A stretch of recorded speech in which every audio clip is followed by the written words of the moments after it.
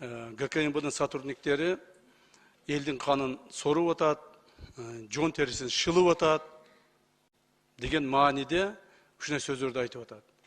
Эч нерсеге кандай фактыларга таянбастан, жөндөн жөн өзүнүн жеке саясий амбициясын калыбына келтирүүгө аракет кылган депутат Мадумаровго мен ушул жерден ачык эле айтып коюшум керек. Ушул аракеттериңизди токтотпосоңуз, биз дагы сиз жөнүндө контрабанданын ташыган адамдарды кандай прикрывать этип, үстүнөн крыша болуп атканыңызды биз дагы маалыматты ачык айтабыз. Так, айтабыз. Колуң түшүрүптүр. Успокойтесь. Азыр айтам. Посидите. Посидите, сейчас расскажу вам. Тартип сактансаңыздар.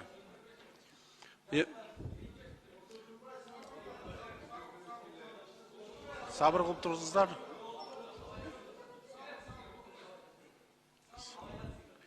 Урматтуу эмес Адахан Килсенбаевич. Мен ушул фактыларга мына келип атам, шашпай туруңуз.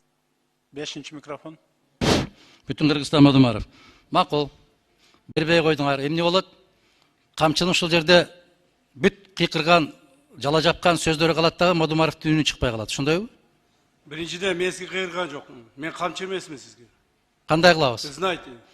Мен уятсыз деп, тартипсиз деп айта элекмин. Азыр чыкканда айтам мен. Айтасыз. Эмне кыласыз? Кандай болот аны талантуудумач? Мен сизге сүйлөп аткан жокмун. Суроого жазылды. Урматтуу Адахан Килсенбаевич. Суроого эмес, мен биринчи болуп кол көтөрбөдүмбү. Раз ушундай болуп чыккандан кийин сөз бериңиз деп.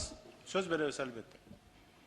2 мүнөт. Ошондон азыраак сүйлөшөлүк. Тилим бар деп эле сүйлөй бербестен. Жооп бересиз бардыгына.